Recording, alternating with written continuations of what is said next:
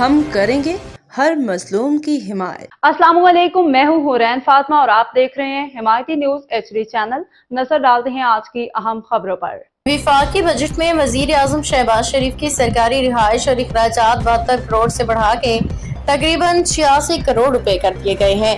ایک ایسے وقت میں جب ملک میں تقریباً آدھی آبادی خط غربت سے نیچے زندگی گزارنے پر مجبور، عام آدمی سے مزید قربانی مانگ کے تقریباً 2000 ارب روپے کے نئے ٹیکس لگائے جا رہے ہیں۔ وزیر اعظم ہاؤس کے اخراجات میں کمی کے بجائے مزید اضافہ کر دیا گیا اور اب یہ رقم تقریباً 86 کروڑ روپے ہو گئی ہے۔